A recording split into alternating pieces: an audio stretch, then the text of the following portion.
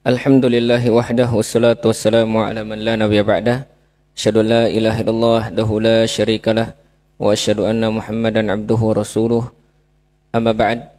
Qala Allah Ta'ala fi kitabihil karim, ya ayyuhalladzina amanu taqullaha haqqa tuqatih wa la tamutunna illa wa antum muslimun. Wa qala sallallahu alaihi wasallam, idza ista'dhanat al-mar'atu ahadakum ila al-masjid fala yamna'ha amma ba'd. Kaum muslimah yang semoga dimuliakan oleh Allah Subhanahu wa taala, kita memuji dan bersyukur kepada Allah.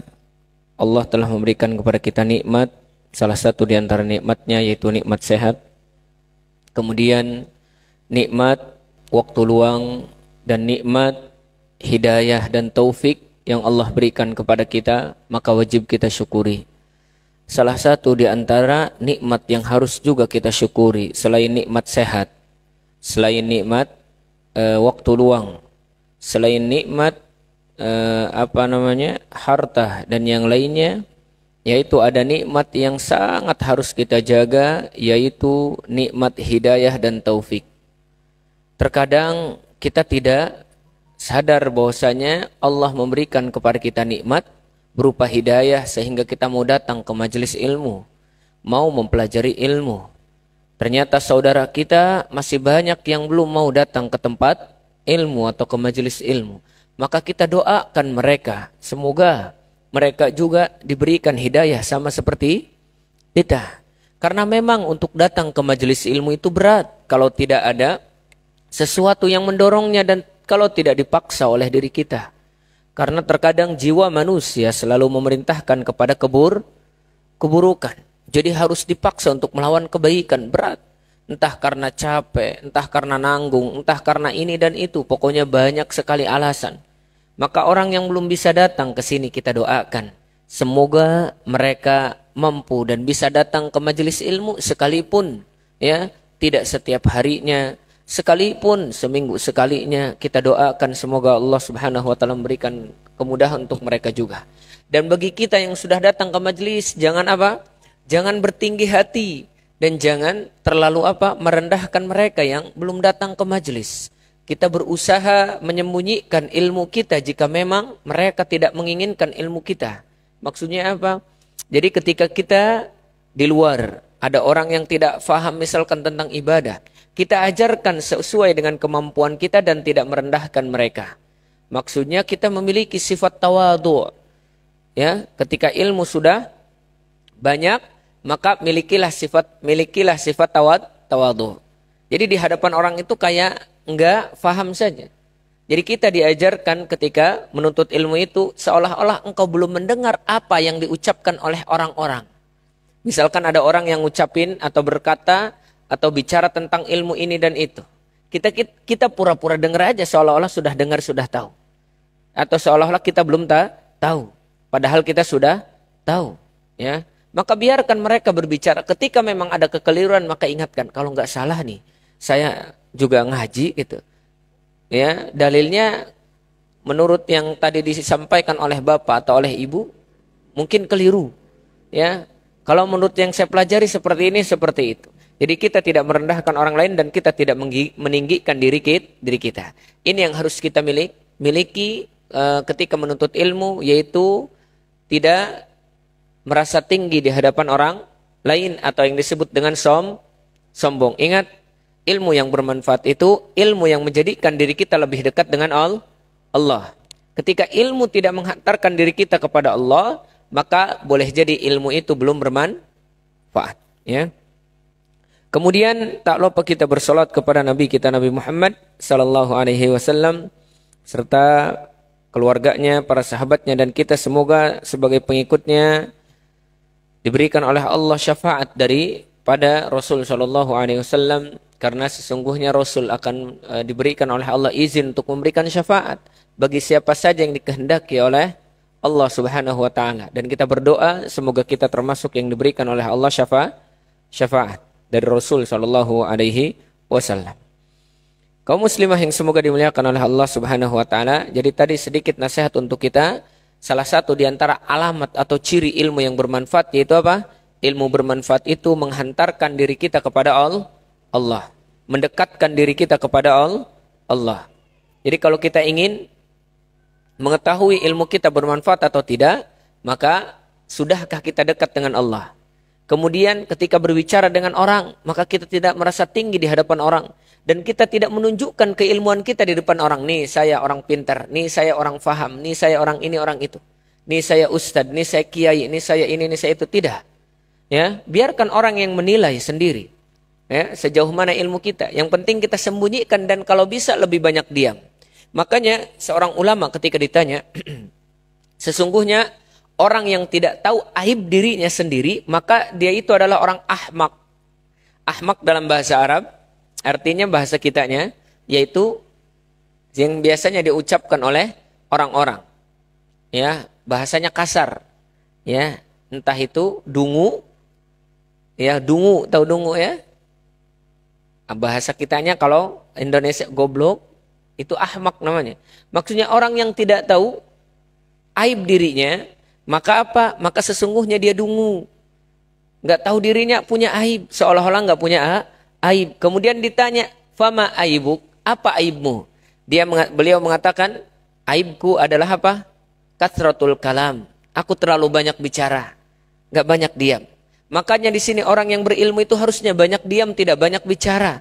Biarkan ucapannya itu bermanfaat. Karena kalau orang berilmu dia sering berbicara, maka yang ada apa? Maka yang ada nanti ikhtilat antara ucapannya dan ucapan ilmunya dengan ucapan yang bukan ilmu. Ya, sering bercanda dan yang lainnya. Maka seorang yang berilmu jangan banyak sering bercanda. Kemudian jangan banyak sering ngomong. Ya, keluarkan omongan ketika ta'lim menggunakan ucapan-ucapannya. Dan orang yang sering banyak ngomong tuh biasanya apa? Lebih banyak bercandanya. Ya, maka salah satu di antara aib kata para ulama sebagai penuntut ilmu yaitu banyak berbicara. Kalaupun kita tahu tentang ilmu, biarkan. Kalau misalkan ada orang yang tidak paham tentang ilmu yang kita pelajari, ya, dan tidak boleh dengan ilmu kita merendahkan orang lain. Ya. Ajak kalau bisa kawan-kawan kita, dakwahkan dengan ilmu kita itu siapa? Saudara kita. Jadi biarkan yang melihat ilmu kita itu saudara kita dulu, keluarga kita, saudara kita, tetangga kita dan orang lain. Jangan sampai ketika kita menuntut ilmu nggak ada hasil dari orang-orang melihat ilmu kita ini. Seolah-olah banyak ngaji tapi nggak ada hasilnya. Ah, kamu mah ngaji aja tapi kayak gitu aja. Wajar atau tidak? Wajar. Kenapa? Karena ya memang kita belum bisa memanfaatkannya. Makanya kalau kita ingin menuntut ilmu, niatkan itu supaya mengangkat kebodohan dalam diri kita dan orang lain. Jadi kalau kita sudah mengangkat kebodohan dalam diri kita, maka ajaklah supaya orang lain mengangkat kebodohannya. Ya, kita ajak rangkul. Jangan apa?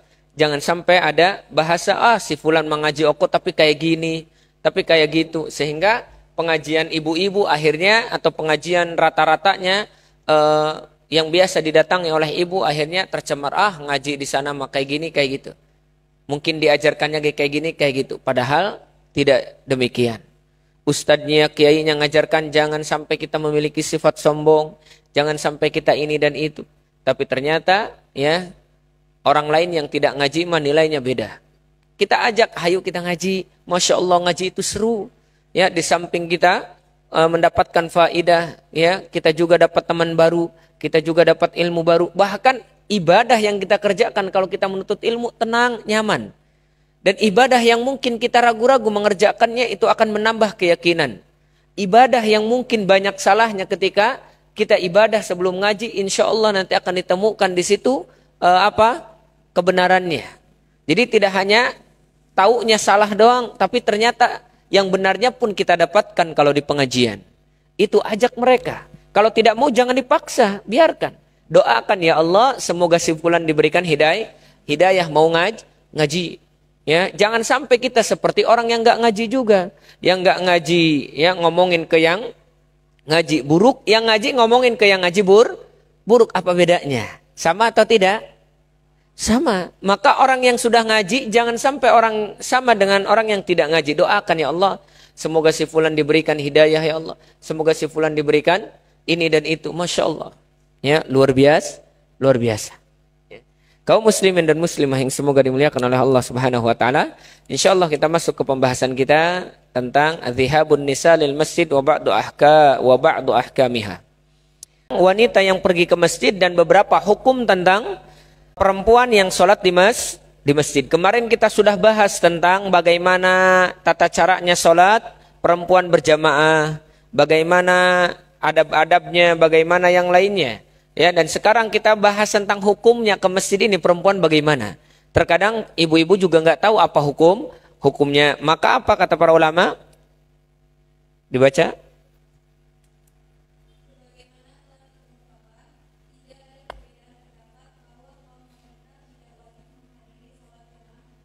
Nah, jadi pendapat yang paling rajih bahwasanya hukum wanita ke masjid tidak wajib, ya, tidak wajib.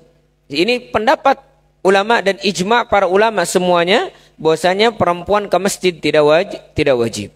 Kemudian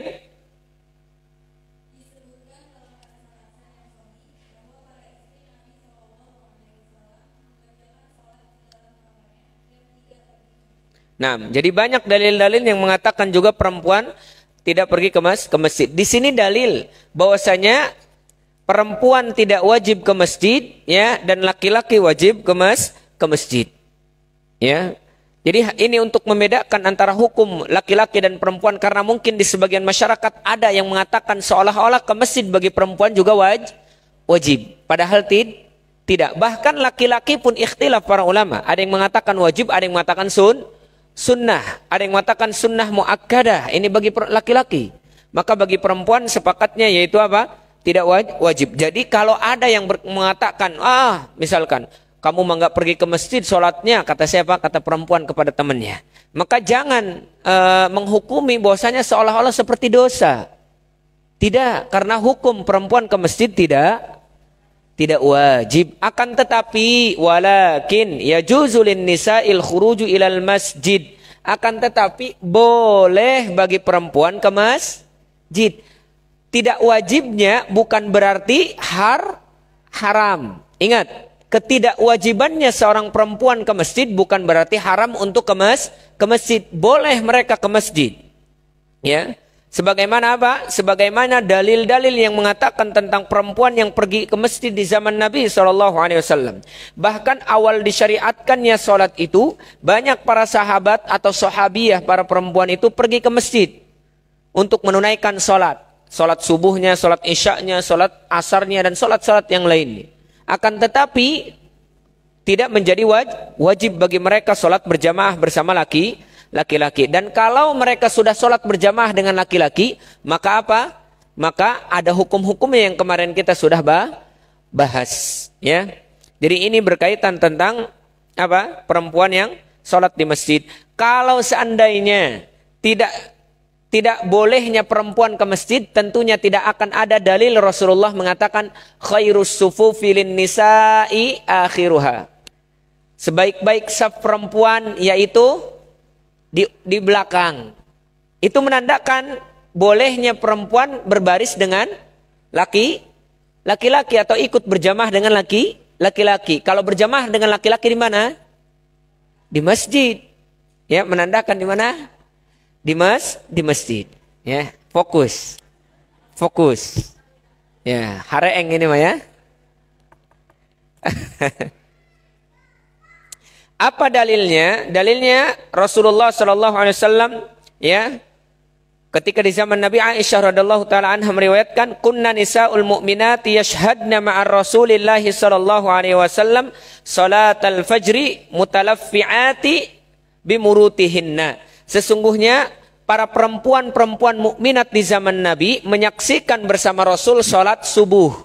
Lihat, rata-rata salat subuh. Dan mereka menutup kepala-kepala mereka dan muka mereka dengan apa? Dengan kain mereka. Ya, bercadar. Ketika mau berangkat kemana?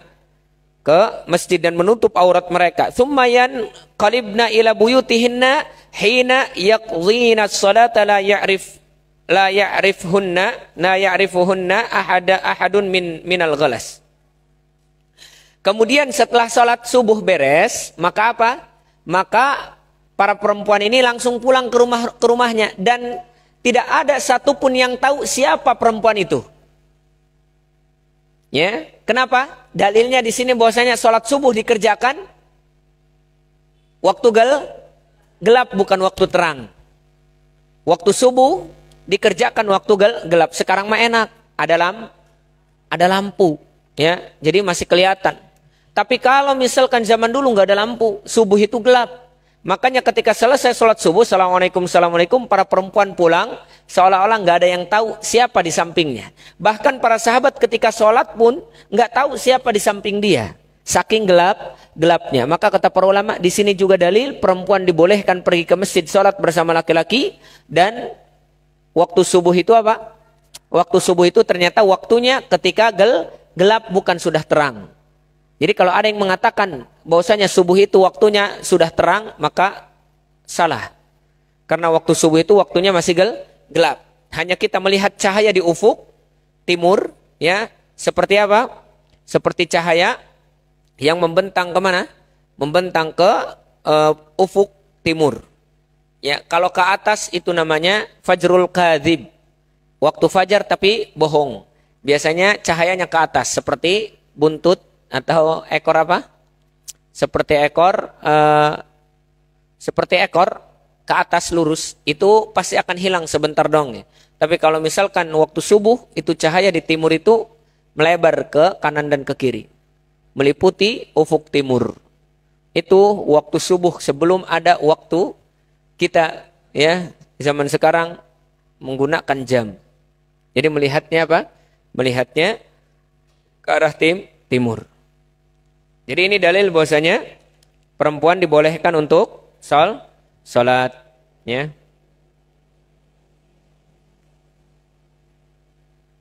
Bahkan ada juga perempuan yang pernah nginep di masjid.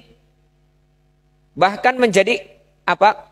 Kaum apa? Marbot. Jadi marbot masjid ada di zaman Nabi SAW.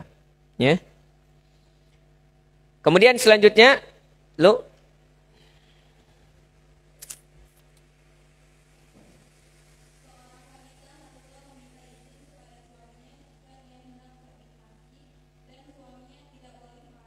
Taib, dengan syarat. Yang pertama, perempuan harus izin kepada suaminya. Taat kepada suami wajib atau tidak? Wajib. Datang ke masjid wajib atau tidak? Tidak. Ini mah terkadang banyak ada siapa? Ada perempuan yang ketika ingin ke masjid dilarang oleh suaminya apa? Masa ke masjid saja nggak boleh? Ya.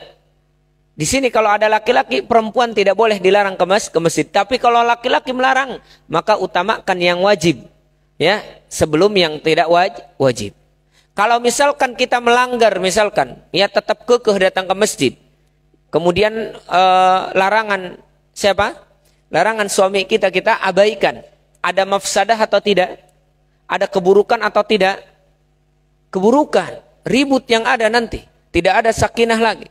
Maka kata para ulama, sekalipun ada kebaikan di masjid, maka darul mafasid muqaddam ala jalbil masalih. Meninggalkan sesuatu yang memudaratkan jauh lebih baik daripada mengambil sesuatu yang bermanfaat. Datang ke masjid, manfaat, jelas. Ya, nanti kita baca apa sih faedahnya. Tapi kalau sampai ada keributan dalam rumah tangga, rusak atau tidak? Rusak. Maka agama itu dibangun untuk apa? Jalbul manafi', untuk mendapatkan manfaat dan meninggalkan kemudaratan. Itu manfaat daripada Islam atau syariat. Bukan untuk memudaratkan kita. Jadi kalau ada yang seperti itu, maka utamakan ikuti suami. Sekalipun antara suami, ya, dengan Allah itu ada urusan, ya. Karena apa? Karena Rasul mengatakan jangan engkau larang istri-istri kalian untuk datang ke masjid. Dan bagi para suami, sampaikan kalau mereka belum tahu oleh ibu-ibu, istri-istri, Pak, kalau nggak salah nih, kalau nggak salah ngomong, ya, khawatir salah ibu-ibu. Tapi kalau yakin mah, Rasul mengatakan janganlah kalian melarang siapa? Istri kalian untuk datang ke masjid. Oh iya tah, iya benar. Jadi kalau misalkan Rasul mengatakan jangan, berarti ini larangan, Pak. Kalau yang namanya larangan ya jangan dikerjakan, Pak. Gimana kira-kira, boleh nggak ibu, bapak atau ayah, saya, ya, atau mama atau umi atau siapa saja pergi ke masjid? Ya udah deh kalau gitu mah. Ya boleh jadi diizinkan. Yang penting apa? Ucapan yang baik. Kalau kekeh, tapi kalau tidak boleh ya sudah.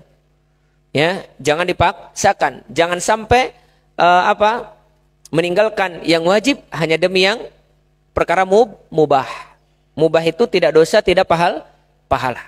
Ya. Baik. Jadi syaratnya harus izin kepada suami, dan suami tak boleh melarangnya.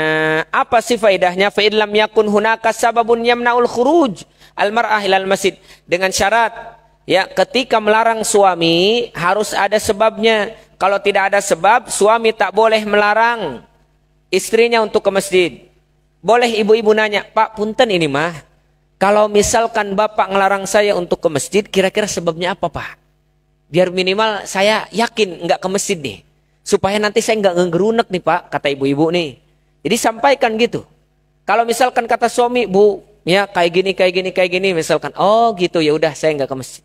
Bu, ya, bapak dengar, ya, perempuan misalkan di masjid itu orangnya kayak gini. Yang diomongin di masjid itu kalau banyak kan itu ngerumpi, Bu. Ya, bahkan yang dirumpinnya itu imamnya, Bu, yang enak dibagus-bagusin, yang nggak enak dijelek-jelekin, Bu. Jadi bapak nggak mau ibu ngomongin orang di masjid. Kalau misalkan sebabnya seperti itu, boleh nggak suami melarang? Boleh. Misal ini misal, ya, nggak ada insyaallah di ibu-ibu mah. Tapi kalau misalkan tidak ada sebab, maka tidak boleh dilarang. Apa sih faidahnya? Masya Allah. Ini kalau ada laki-laki, ini Anda sampaikan juga, dan untuk perempuan nggak jadi masalah. Salah satu di antara faidah, ya, seorang perempuan itu datang ke masjid, ya, kata para ulama, yaitu antas mau ayati az-zikrul hakim, supaya kita mendengar ayat-ayat Al-Quran dibacakan. Karena terkadang ibu-ibu nggak banyak hafal ayat Al-Quran, benar tidak? Bahkan banyak sekali di antara ibu-ibu la yuhsinna al-qiraah. Tidak bagus bacaannya. Banyak di antara ibu-ibu tidak hafal Al-Quran, atau mungkin di antara ibu-ibu ada juga yang tidak bagus. Maka manfaatnya kalau datang ke masjid, kalau tidak ada kendala dan tidak ada penghalang untuk ibu datang ke masjid, maka manfaatnya ibu bisa mendengarkan bacaan Al-Quran yang belum ibu dengar. Ibu bisa memperbaiki bacaan ibu yang mungkin menurut ibu sudah benar, tapi ternyata ketika kita mendengar imam baca, salah ternyata bacaan kita. Ya, bisa dipahami insyaallah. Itu salah satu di antara faidah datang ke masjid. Benar, nanti kita bahas perempuan itu bagusnya di masjid. Ya, akan tetapi tadi banyak faidah. Apa bagusnya perempuan di rumah. Akan tetapi banyak faidah apa? Banyak faidah kalau ibu-ibu datang ke masjid. Ya, kalau tidak ada penghalang atau tidak ada fitnah di dalamnya. Karena perempuan rata-rata tadi tidak memperbagus bacanya, idghamnya tidak tahu, madtabi'inya tidak tahu, bahkan ya tajwid aja rata-rata kita nggak paham hukum-hukumnya. Nolong aja baca alhamdulillahirabbil alamin, arrahmanirrahim, maliki yaumiddin, ya. Biasanya tanpa kita sadari bacaan kita rasa sudah benar, ternyata banyak yang salah. Maka faidahnya ketika datang ke sana kita enak mendengarkan bacaan ayat Al-Quran oleh imam. Itu faidah yang pertama. Faidah yang kedua, fi hudurin nisa'il masajid faidatun jalilah. Wa hiya sima'us suwari wal ayatul lati la tahfadhuha wa la taqra'uha illa nadir. Banyak sekali, salah satu di antara faidahnya, ibu-ibu itu bisa mendengarkan Al-Quran, ya, yang belum pernah mereka baca sebelumnya. Jarang sekali. Pernah dibaca tapi jarang. Paling Ramadan doang. Ya, paling Ramadan doang menghatamkan Al-Quran. Biasanya kan lewat tuh. Kalau udah nggak Ramadan mah jarang. Tapi insya Allah ibu-ibu yang ngaji mah one day one juz. Satu hari satu juz. Ada satu hari satu juz? Ada insya Allah ibu-ibu? Jangan tinggalkan Al-Quran. Karena sesungguhnya Al-Quran akan merubah hikmahnya akan merubah keadaan kita. tenang perasaan kita karena kita membaca ayat kalamullah subhanahu wa ta'ala. Kemudian apa manfaatnya lagi? Fi hudurin nisa'il masajid faidatun ukhra jalilah wa hiya ada'us salatu wal ibadatu bin nasyad.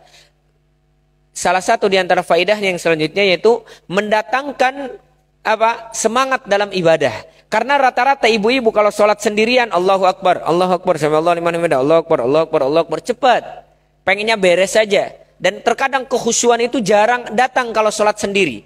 Tapi kalau sholat bersama jamaah, kita dengarkan setiap lantunan ayatnya Allahu Akbar, Alhamdulillahi Rabbil Alamin. Kita baca, kita dengarkan. Kemudian sujudnya agak lama, rukunya agak lama. Jadi enggak sesuka kita sholatnya karena kita ada yang memimpin. Kalau seandainya sholat sesuka kita, wah udah tadi ya gerak cepat. Ya, alasannya kemana-mana. Wah, lagi masak lah, inilah, itulah. Itu kalau sendiri. Tapi kalau ke masjid, minimal apa? Ketika sholat kita agak tenang, nyaman, tenang, enggak terburu-buru. Itu salah satu di antara faidah sholat di masjid bagi perempuan. Dan biasanya kalau sendiri itu malas-malesan.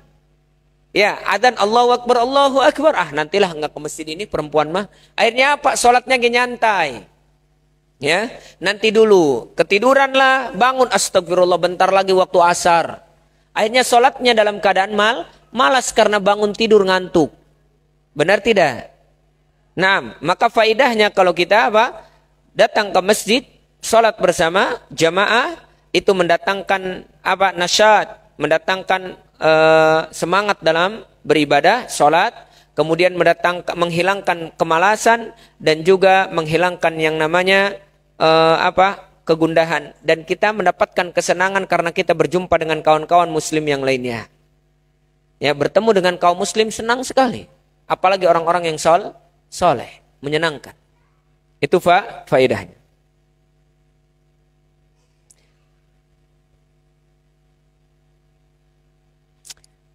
Kemudian yang selanjutnya,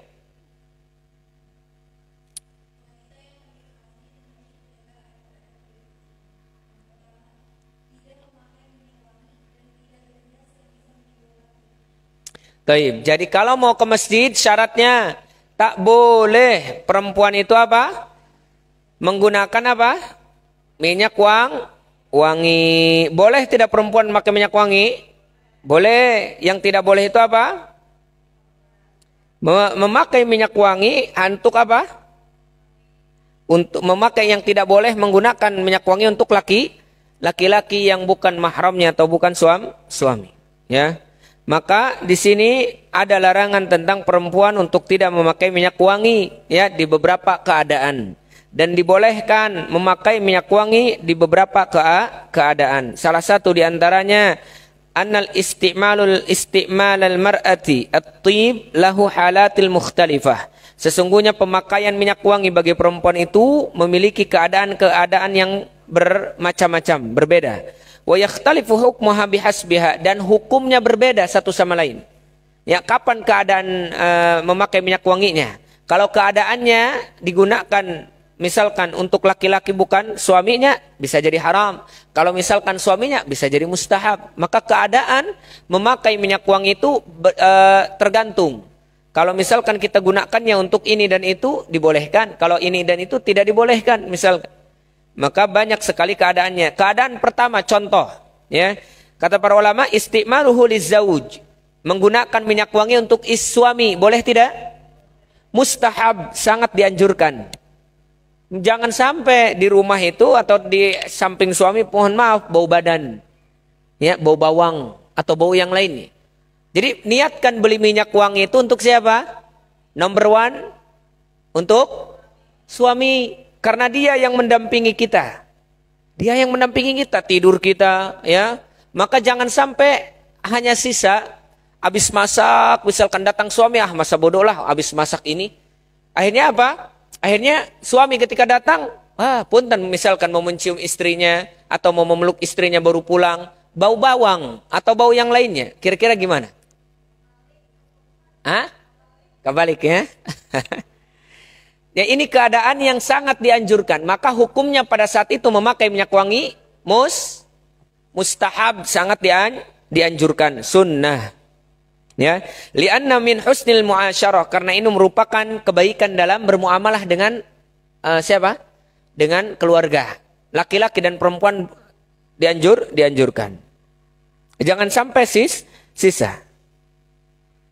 Maka kalau misalkan perempuan mau menggunakan apa saja perhiasan dan minyak wangi untuk suaminya, maka itu dianjurkan. Ya.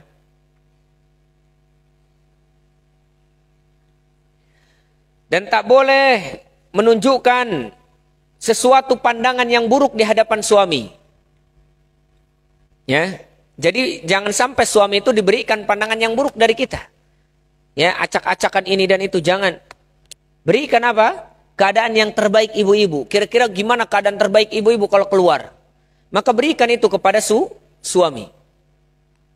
Dan ini sangat dianjurkan. Itu keadaan yang pertama, maka sunnah, mustahab, dianjurkan. Kalau untuk suami dia gunakan minyak wangi itu untuk suami, maka dianjurkan ketika mau berhubungan itu menggunakan minyak wangi laki-laki, baik laki-laki ataupun perempuan. Ya, karena di situ apa? Karena di situ laki-laki dan perempuan berdekatan, maka jangan sampai menimbulkan sesuatu yang tidak menjadikan gairah bagi laki-laki ataupun perempuan. Ya, kalau sekarang makan ada kayak ketiak biasanya kan yang menyebabkan bau itu lembab dari keringat kita. Dari keringat kita, dari ketiak kita, itu kan biasanya yang menyebabkan apa? Menyebabkan bau. Minimal diberikan wewangian. Apa wangian buat ketiak biasanya? Kalau ibu-ibu atau kalau perempuan ada yang namanya MBK? Enggak ya? Enggak, itu mau untuk orang yang udah tua ya. MBK yang bubuk itu, apa yang bedak? Ya. Biasanya itu enggak jadi masalah. Atau mungkin apa lagi? Rexona, apa lagi? Ya pokoknya kira-kira yang membuat tidak bau, nggak jadi masalah. Silahkan. Kalau mau tradisional ya sirih misalkan tempelin ke sini. Ya itu tradisional. Silahkan kalau nggak panas. Kemudian keadaan yang kedua, wada'a thayyibu wal khuruju bihi biqasdi an yajidu rihahu ar-rijalu ajanib.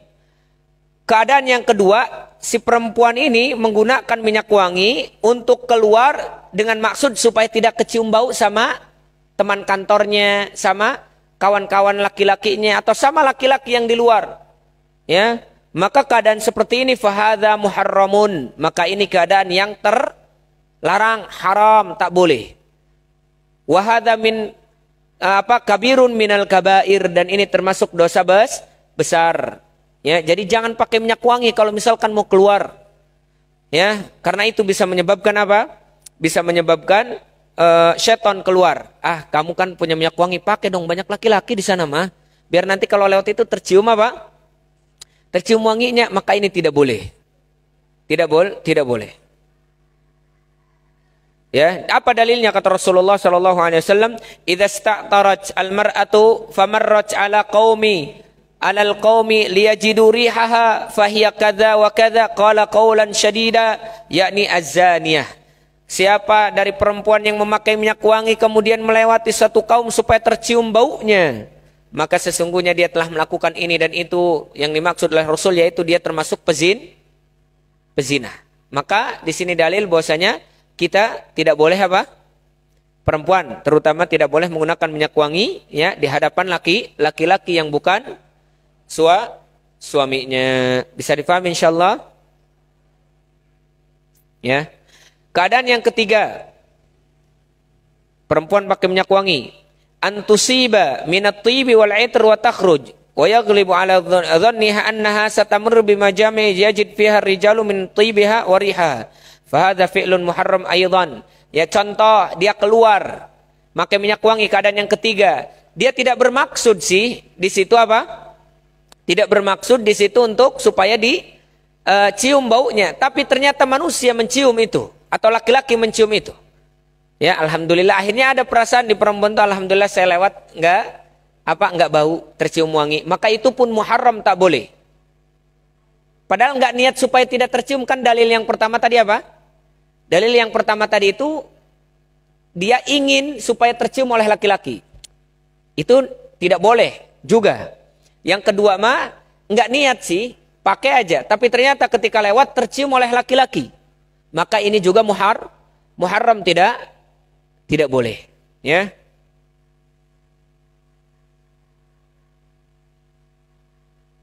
Bisa difahami insyaallah? Maka tidak boleh. Ya. Lalu bagaimana Pak Ustadz bagi laki-laki? Di dalam riwayat ada yang mengatakan minyak wangi laki-laki itu ya wangi tak berwarna. Dan minyak perempuan, wangi perempuan atau minyaknya perempuan berwarna tapi tak wangi. Yang penting mah tidak bau. Tidak menjadikan bau tapi tidak wangi. Ya. Bisa difahami? Jadi yang penting mah nggak bau. Pakai minyak apa saja. Tapi yang penting mah nggak bau dan tak tercium wanginya. Minyak kayu putih, obat atau bukan? Obat. Ya niatkan obat. Bukan apa? Bukan parfum. Ya, obat itu mah kita pakai.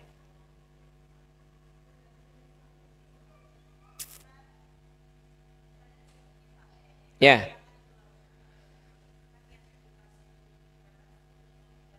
Ya. Baik, kita bahas nih ada. Keadaan yang keempat berarti masuknya. Antusiba minal itr wa tibi wa yaglibu ala dhanniha anna tibiha lan yasil majami'un nas. Ketika perempuan pakai minyak wangi, ya, tiba-tiba dia menganggap minyak wangi saya itu nggak bakal sampai ke laki-laki karena wanginya cuman jaraknya dekat, itu mah paling buat saya dan orang yang dekat saya, dan saya tidak melewati laki-laki. Tapi ternyata ketika dipakai, ketika lewat udah jauh lewat masih kecium baunya. Maka yang seperti ini kata para ulama tidak termasuk dilarang, karena dia menganggap minyak wangi ini mah nggak bau dan nggak wangi, tapi ternyata masih tercium misalkan oleh siapa? Oleh orang, ya, seperti kiss spray itu kan baunya nggak sampai nggak sampai jauh. Paling hanya yang dekat, kalau misalkan dekat, bau wanginya, kalau kita dekatkan hidung kita ke sini. Ya doni atau apa gitu ya. Pokoknya yang biasanya buat nyuci-nyuci kayak gitu. Maka kalau misalkan si perempuan ini memakai minyak wangi, dia lebih banyak menyangka bahwasanya ini wanginya tidak sampai kepada kumpulan laki-laki, maka kata para ulama, la ba'sa bihi, tidak mengapa. Ya. Intinya apa? Jauhi minyak wangi yang terlalu menyengat, jauh sekali terciumnya. Kalau ibu-ibu mau cukuplah mungkin kiss spray atau cukuplah mungkin Rexona mungkin ya. Tidak perlu minyak wangi yang bau-bau. Cukup laki-laki. Kalau laki-laki boleh. Dianjurkan harus wangi. Laki-laki termasuk sunnah kalau dia wangi. Laki-laki mah. Baik. Wallahu ta'ala a'lam bissawab.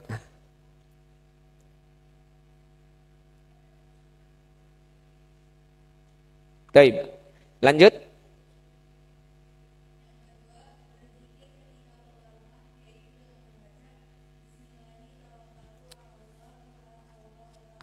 Nah, ini adab yang selanjutnya. Kalau ibu-ibu mau pergi ke masjid, maka jangan sampai lupa doa Bismillahirrahmanirrahim. Allah la haula wala quwata illa billah. Ya, baca itu. Ini doa mau keluar rumah. Ya, bukan hanya doa mau berangkat jauh. Keluar rumah kemana saja, baca ini. Karena kita tidak tahu syaitan itu di mana. Karena perempuan kalau keluar, apa kata Rasulullah SAW, inna imra'ata idza kharajat istashrafahu syaitan. Sesungguhnya perempuan kalau keluar rumah itu pasti dibuntuti oleh syaitan, diperindah oleh syaitan, baik itu dirinya ya atau orang lain ketika melihatnya. Jadi perindah. Jadi kalau misalkan perempuan keluar itu niatnya baik, cuman keluar, tiba-tiba banyak laki-laki misalkan, atau banyak perempuan misalkan, akhirnya yang tadinya dia tidak ada niat buruk jadi niat buruk. Ada perempuan rada ini dulu pakai minyak wangi dulu pakai minyak wangi. Akhirnya lewat, wangi banget kata laki-laki, dosa. Atau mungkin ketika lewat misalkan ya ada sesuatu yang kira-kira ingin terlihat darinya, akhirnya dinampakkan oleh dia. Atau mungkin kalau misalkan keluar ya ini godaan dari syaitan untuk dirinya, ke pasar misalkan, ya, yang tadinya tidak niat buruk akhirnya niat sombong, ya, punya emas dan yang lainnya misalkan kayak di video-video. Berapa ini, Pak? Misal. Ya, sampai diginiin. Emasnya semuanya. Padahal tidak ada niat. Itu godaan bagi dirinya dari syaitan.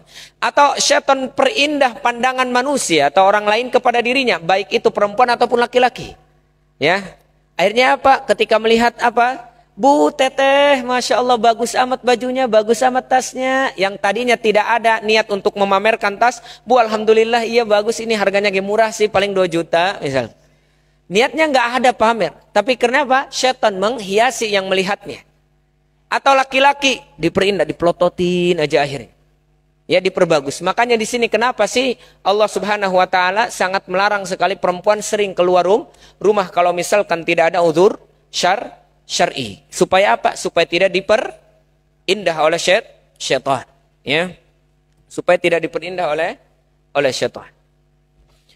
Kemudian baca doa ini, Bismillahirrahmanirrahim, la haula wala quwata illa billah. Maka siapa yang membaca ini, syaitan akan berkata, fa idza qulti, kalau kita membaca ini, maka syaitan akan mengatakan, ya, faqad hudiya wa kufiya wa wuqiya.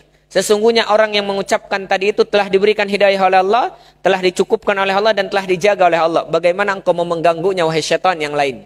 Jadi syaitan ada dua nanti bertikai. Ngomong, "Hei syaitan, ngapain kamu ganggu orang yang sudah diberikan hidayah oleh Allah? Ngapain kamu mengganggu orang yang sudah diberikan kecukupan oleh Allah? Ngapain kau mengganggu orang yang sudah Yang sudah ini dan itu?" Kata syaitan yang satunya. Akhirnya tidak diganggu. Maka ibu kalau mau keluar, baca nggak tadi keluar? InsyaAllah ya. InsyaAllah. Ya, baca keluar rumah, Bismillahirrahmanirrahim, la haula wala quwata illa billah. Dijaga oleh Allah. Tidak akan ada yang menimpa kepada kita sesuatu keburukan pun. Baik dari syaitan ataupun makhluk Allah yang lainnya. Bahkan kalau mau ke masjid doanya hafalkan ini. Allahumma ja'al fi qalbi nuran wa fi lisani nuran waj'al fi sam'i nuran waj'al fi basari nuran waj'al min khalfi nuran wa min amami nuran wa min fawqi nuran wa min tahti nuran Allahumma a'tini nuran. Hafal enggak ibu-ibu? Ada enggak doanya di sini? Kalau mau ke masjid jangan tinggalkan doa ini. Ya Allah, jadikan hatiku bercahaya. Bercahaya itu bukan berarti bercahaya terang kayak lampu, enggak. Maksudnya apa? Tenang, ya, selalu terbuka, menerima nasihat dan yang lainnya. Kemudian jadikan lisanku bercahaya, setiap ucapan yang enggak buruk. Jadi ucapan yang keluar itu ucapan baik semua. Jadikan pendengaranku cahaya sehingga yang didengar tidak mau yang haram-haram, selalu mendengarkan perkataan yang baik. Jadikan mataku nuran cahaya, bukan berarti cahaya seperti lampu juga, tapi selalu memandang kepada sesuatu yang baik-baik, ya, tidak memandang sesuatu yang buruk-buruk. Waj'al min khalfi nuran, ya Allah, jadikan di belakangku cahaya, di depanku cahaya, di belakangku sebagai penerangku, di depanku sebagai penerangku, di samping di atasku sebagai cahayaku, wa an yamini wa an shimali, di kanan dan di kiriku, di atas dan di bawahku, jadikan cahaya ya Allah, dan berikan aku cahaya ya Allah. Ya, ini doa sebelum ke masjid. Baik, lanjut. Baik, anak percepat karena ini kita minggu depan membahas tentang salat musafir, perempuan yang yang sedang safar. Baik. Yang keempat, yang ketiga, al-masyu ilal masjid bisakinati wa adamus sa'i. Kalau misalkan mau ke masjid jangan buru-buru, tenang, jangan lari. Udah qomat lari misalkan. Nggak boleh lari, ya. Tenang, kalau mau ke masjid datang dengan tenang, nyaman, tidak boleh terburu-buru, tergesa-gesa, nggak boleh. Bahasa iya kita mau salat Allahu Akbar, alhamdulillahirabbil alamin, arrahmanirrahim, maliki yaumiddin. Ya. Ya. Kayak apa? Kayak makan goreng pisang baru diangkat. Gitu ya. Baru gitu. Taib, yang ketiga, yang keberapa? Yang keempat, az-zikru inda dukhulil masjid wal khuruj. Jangan lupa kalau mau masuk masjid baca doa masuk, baca doa keluar. Doa masuknya apa? Bismillah. Allahumma inni a'udzubika minal Allah. Bismillah. Assalamu ala Rasulillah. Lihat, ini boleh kita mengucapkan salam kepada Rasul ketika mau masuk masjid. Bismillah, assalamu ala Rasulillah, Allahumma gfirli waftahli abwaba. Apa? Allahumma gfirli dunubi waftahli abwaba rahmatik. Atau bisa langsung Allahumma ftahli abwaba rahmatik. Bisa dipahami? Doa keluarnya Bismillahi wassalamu ala Rasulillahi Allahumma gfirli waftahli abwaba fadlik. Bisa? Kita mah hafalnya Allahumma ftahli abwaba rahmatik. Keluarnya Allahumma ftahli apa? Allahumma apa? Kalau keluar min fadlik apa gufronak? Gufronak masuk WC ya. Allahumma ini as'aluka min fadlik kalau keluar. Kenapa sih? Karena di dalamnya Masya Allah ketika kita masuk minta rahmat, di dalam masjid apa banyak rahmat. Ketika kita keluar minta kepada Allah keutamaan, karena kita nggak mau ketika keluar masjid tertinggal dari keutamaan kita dari masjid itu, entah baik sholat berjamaah ataupun sholat sunnah ataupun yang lainnya. Maka kita selalu minta kebaikan ketika masuk dan ketika keluar. Bisa dipahami insyaallah. Yang kelima, sholatul tahiyatul masjid. Jangan lupa kalau mau masuk masjid belum adzan, tahiyatul masjid. Yang keenam, idza uqimatus sholati fala tusalli nafilah. Kalau sudah qomat Allahu akbar, asyhadu an la ilaha illallah, asyhadu anna Muhammadar Rasulullah, jangan salat sunnah. Ya. Jadi kalau udah qomat jangan salat sunnah. Kita baru takbir mau salat sunnah, Allahu akbar, qomat Allahu akbar, tinggalkan. Kenapa? Lah di masjid. Hanya di masjid. Bagi orang yang akan berjamaah. Kalau di rumah tidak. Kenapa? Karena itu panggilan untuk berjamaah. Tapi kalau misalkan sudah satu rakaat sudah ruku, 2 rakaat sudah ruku, rakaat kedua ruku, qomat lanjutkan, tak jadi masalah, karena pasti selesai. Karena inti daripada berhentinya kita ketika sedang sholat sunnah diiqamahkan, yaitu karena apa? Karena supaya kita tidak tertinggal takbiratul ihram. Bisa difahami? Baik. Tapi kalaupun mau meninggalkan gak jadi masalah, sekalipun sudah 2 rakaat ruku atau sujud, tinggalkan. Hanya saja sayang aja, udah 2 rakaat lagi sujud pertama misalkan, qomat ditinggalin, sayang tidak? Sayang, ya. Tapi tak jadi masalah, ya. Walaupun ditinggalkan kalau sholat sunnah. Kemudian yang ke-7, sur'atu an insirafun nisa aqbus sholat. Kalau perempuan sudah beres, segera bubar. Ya, segera bubar. Kalau sudah zikir bubar. Ya, jangan lama-lama. Kalau tidak ada pengajian dan yang lain. Kenapa? Dikhawatirkan syaitan tadi. Kata anak itu syaitan atau perempuan, kata Rasulullah, perempuan itu kalau keluar pasti dihiasi oleh syaitan. Walaupun di masjid itu bukan berarti nggak ada syaitan. Akhirnya apa? Awalnya nggak mau niat ngobrol di masjid, nggak mau niat ngomongin orang di masjid, biasa aja datang salaman. Apa diem-diem, apa garing juga ya? Masa di masjid diem-diem aja ya? Padahal kita banyak kan. Akhirnya ngomong sedikit, ngomongnya biasa gimana, teh ini baik awalnya. Syaitan masuk. Kurang sedap, tambah penyedap. Ya. Apa? Omongin orang. Tuh, gosip baru nih misalkan. Kata syaitan, sampai ke telinga satu orang. Awalnya nggak niat ngomongin, cuman nyinggung-nyinggung aja. Iya ya, laki-laki mah gitu. Iya, suami saya gitu juga. Waduh, suami saya akhirnya ikut-ikutan semuanya. Karena rata-rata apa? Karena rata-rata perempuan cepat dipengaruhi oleh syaitan. Maka kalau misalkan tidak ada pengajian di masjid, segeralah pulang. Ya, bisa dipahami? Ya, boleh. Karena kenapa? Karena nunggu waktu duha bukan untuk ngobrol, tapi apa? Berzikir di situ. Ya, syaratnya berzikir. Menyendiri makanya nanti. Jangan bareng-bareng. Ya, nantinya kalau nunggu syuruk bareng-bareng ngobrol yang ada bukan zikir. Ya. Masing-masing baca Quran. Masa iya baca Quran ngobrol? Ya. Enggak mungkin kan? Dan masa iya baca Qurannya di situ bareng-bareng? Masing-masing ke sana. Ke sana. ngencar zikir masing-masing. Yang satu baca Al-Quran, yang satu masih zikir, gitu. Nggak apa-apa. Di masjid pun kalaupun tadi nggak ngobrol silahkan. Ustadz saya mah nggak langsung pergi tapi saya baca Al-Quran ya silahkan, nggak jadi masalah. Yang dimaksud itu kenapa cepat pergi? Karena rata-rata perempuan dihiasi oleh syaitan, nggak baca Quran, nggak zikir, ya mau apa lagi kalau banyak temannya mah? Arisan, nggak mungkin di masjid. Ya, baik. Keberapa nih? Jam berapa ini? Udah 8 menit nih ke jam 5. Terakhir ya, 9. Antajtanibu aklul basal, jangan makan bawang merah, bawang putih. Kalau mau ke masjid bau, makruh, ya. Tinggalkan. Kalau makan, termasuk dikiaskan makanan yang bau-bau. Jengkol, pete. Jadi kalau misalkan mau ke masjid, sikat gigi dulu, hilangkan baunya. Walaupun tidak bau semuanya. Ini mau baru makan, ya beres. Alhamdulillah ke masjid dulu, Allahu Akbar. Beneran bau, ya. Ya kalau misalkan baru makan bau.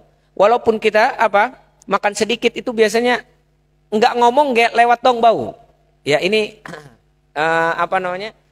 kenyataan ini mah ibu-ibu tahu mungkin ya. Kalau misalkan suami habis makan pete lewat doang ya bau padahal nggak ngomong. Ya atau jengkol bau, maka harus dihilangkan dulu. Kalau lagi sholat Allah mengganggu ke yang lain, ini yang menjadikan makruh, tak boleh. Pete ataupun jengkol, maka hilangkan dulu. Bukan berarti tidak boleh makan itu, tapi kalau mau ke masjid itu tidak boleh. 9. Antajtanibul basaqu fil masjid, nggak boleh ngeludah di masjid. Kalau sekarang mah jarang. Kalau dulu mah karena pasir banyak orang yang sering ngeludah di masjid. Maka kalau misalkan meludah di masjid, tidak boleh ke depan, tidak boleh ke kanan. Kemana? Ke kiri. Ya, ke kiri. Kemudian kafaratnya dendanya bahasa kitanya atau penggugurnya, kalau misalkan kita ngeludah di masjid, di dalam masjid, maka dikubur. Karena dulu mah pasir, tinggal dikubur. Kalau sekarang mah dielap lah, dibuang. Ya. Baik. Yang 10, la yajuzu nusyiddud dhallah awil bai' wasyira fil masjid. Enggak boleh mengumumkan sesuatu yang hilang. Pengumuman para jamaah, apakah ada yang kehilangan uang? Tak boleh. Atau dia mengumumkan pengumuman, mohon maaf saya kehilangan dompet, apakah ada yang menemukan dompet saya? Enggak boleh di masjid. Ya, mengumumkan barang hilang, mengumumkan jual beli tidak boleh. Mengumumkan apa saja berkaitan tentang jual beli dan sesuatu yang hilang tidak boleh di masjid. Lalu bagaimana mengumpulkan orang yang mati? Boleh. Karena di situ banyak maslahah dan hajah. Ya, yaitu untuk menguburkan kaum muslimin atau untuk membantu menyelesaikan penguburan kaum muslimin. Yang ke-11, la yajuzu raf'u shaut fil masjid, enggak boleh ngangkat suara di masjid, teriak-teriak, enggak boleh. Yang kelima, yang ke-12, la haraja fil akli wasyarb wa naum fil masjid idza umina at-talwithu wa amanat minal fitnah. Ibu-ibu dibolehkan ya. Kalau misalkan makan dan minum di masjid boleh, dan tidur pun di situ boleh atau jadi marbot kalau memang di situ tidak ada fitnah dan bisa terjaga daripada sesuatu yang buruk bagi perempuan. Ya. Jadi boleh makan dan minum di masjid. Berarti di sini dalil boleh nggak makan dan minum di masjid? Boleh. Ya. Jadi tidak dilarang makan dan minum di masjid. Ya. Tapi kalau makan dan minum membuat acak-acakan, ya maka jangan. Adab terhadap masjid harus dibersihkan. Kemudian faidah, wajib bagi seorang imam untuk menertibkan perempuan kalau misalkan mereka sholat bersama imam di belakang.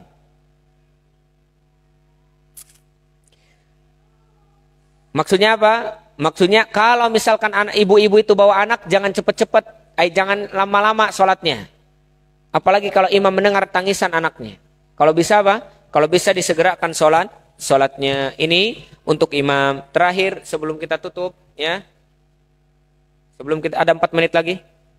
Jam 5. Sholatul mar'atu fi baiti afdal min sholati fil masjid. Ini. Kalau kita bicara tentang afdal mana Ustadz? Di masjid apa di rumah bagi perempuan? Maka kalau bicara afdaliyah, maka sholat di rumah jauh lebih afdal daripada sholat di masjid. Bagi ibu-ibu yang sudah hafal Al-Quran misalkan, bagi sudah sering membaca Al-Quran, ya bagi apa orang yang sudah bisa khusyuk dalam Al-Quran, silahkan sholat di rumah itu jauh lebih afdal. Tapi kalau misalkan orang yang misalkan belum menemukan kekhusyuan dalam sholat, belum mendapatkan ketenangan dalam sholat dan belum mendengar bacaan-bacaan yang sahih, yang benar ketika sholat, maka boleh di situ datang ke masjid. Bisa dipahami? Kemudian kalau ibu-ibu di masjid, apa di situ? Tuh yang bawah 1, 2, 3. Baca. Ayo udah ana baca. Salatul mar'ati fi jama'ati fil masjid khairun min salatiha munfarid fil masjid. Kalau ibu-ibu ke masjid, maka salat yang terbaik sendiri apa jamaah? Jamaah. Ngapain ke masjid kalau cuma sendirian? Ya. Kecuali memang masbuk, beda lagi. Salatul mar'ati fi jama'atin fi baitiha khairun min salatiha munfarid fi baitiha. Salat jamaah ibu-ibu di rumah lebih baik daripada salat sendirian. Ya, wa yabqa mas'alah hal salatuha fi baitiha munfarid afdal am salatuha fil masjid jamaah. Kemudian ada permasalahan, apakah salat di rumah hanya sendirian lebih baik daripada salat berjamaah di masjid? Fal adhar anna salataha munfarid fil bait afdal. Maka kalau bicara dikumpulkan antara di rumah sendirian dengan di masjid berjamaah, maka yang paling afdal apa? Tetap di rumah. Kalau misalkan jamaah dengan tidak di masjid, yang lebih bagus jamaah. Kalau misalkan jamaah di rumah dengan sendirian di rumah, itu yang bagus jamaah. Kalau misalkan sendirian di rumah dengan di masjid berjamaah, lebih bagus di rumah secara zahir atau secara pendapat yang lebih kuat. Ya.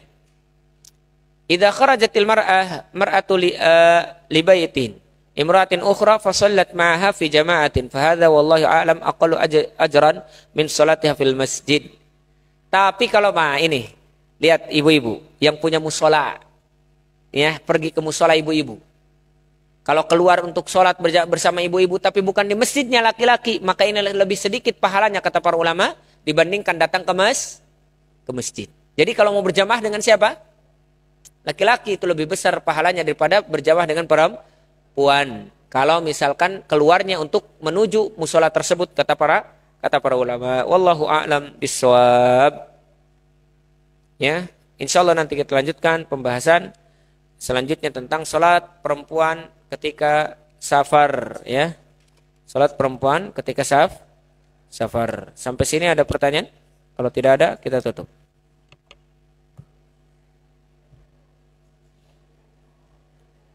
Mangga Boti.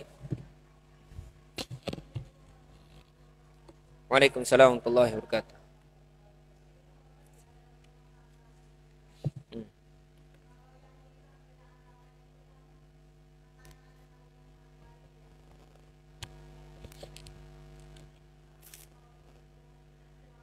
Ya, tidak boleh.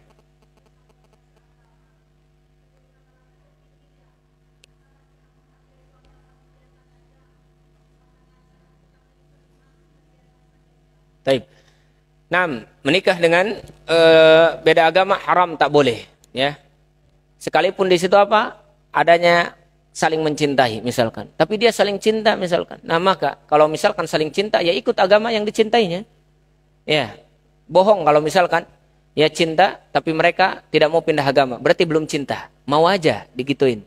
Ya, jadi kalau misalkan cinta ya silakan, ya.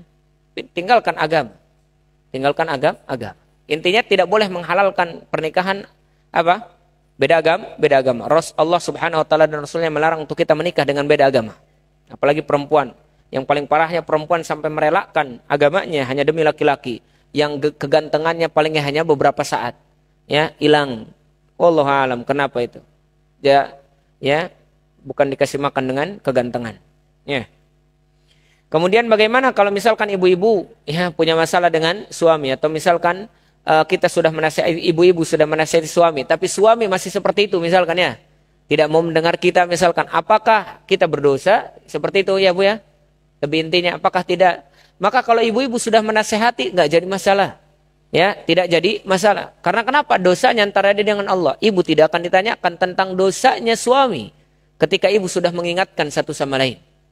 Ya, kalaupun dia masih maksiat, kita sudah mengingatkan, ibu tidak akan ditanyakan oleh Allah, ya, saya sudah mengingatkannya.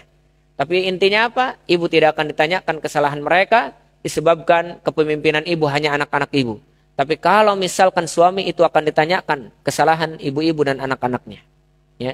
Jadi kalau misalkan anak-anak atau suami ibu maksiat, ya, ibu sudah menasihati sudah antara dia dengan Allah Subhanahu wa taala. Sebagaimana istrinya Firaun. Ya, dia sudah mengingatkan. Sebagaimana istrinya gimana tuh? Gimana? Iya.